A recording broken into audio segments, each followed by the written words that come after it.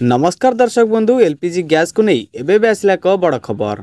आज सस्ता है कमर्शियल एलपीजी गैस दर क्यों सहर रे केते दाम रही जानिबा संपूर्ण डिटेल्स रे सेतिपाई भिडियोटी को शेष जाए देखा सहित आम चैनल रे नुआ थिले सब्सक्राइब करी पाखरे थिबा घंटी चिन्ह को दबाई दियंतु जहाद्वारा एभली नुआ नुआ वीडियो आपण सर्वप्रथमे देखा पाई परिबे।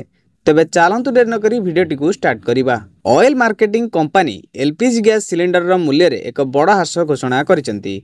19 किलोग्राम कमर्शियल गैस सिलिंडर मूल्य रे 33.50 टंका ह्रास घोषणा करिसेंती। कमर्शियल गैस सिलिंडर नूतन मूल्य मध्यरात्रि 1 अगस्ट रु लागू होईची।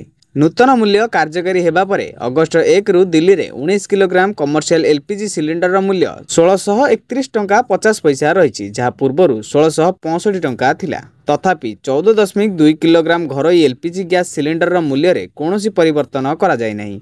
एही नूतन ह्रास पर पश्चिम बंगर राजधानी कोलकाता रे 19 किलोग्राम कमर्शियल एलपीजी सिलिंडर मूल्य 1769 टंका रु 1735 टंका 50 पैसा रही। सेहीपरि महाराष्ट्र राजधानी मुंबई रे 19 किलोग्राम कमर्शियल एलपीजी सिलिंडर मूल्य 1616 टंका 50 पैसा रु 1583 टंका रही एवं तमिलनाडु राजधानी चेन्नई रे 1823 टंका 50 पैसा रु 1790 टंका को ह्रास पाइछि। तेबे ऑयल मार्केटिंग कंपनी गुड़िक चलित वर्ष 8 थर कमर्शियल गैस सिलिंडर मूल्य ह्रास करिसेंती। पूर्व मार्च रे थरे मूल्य वृद्धि करा जायथिला।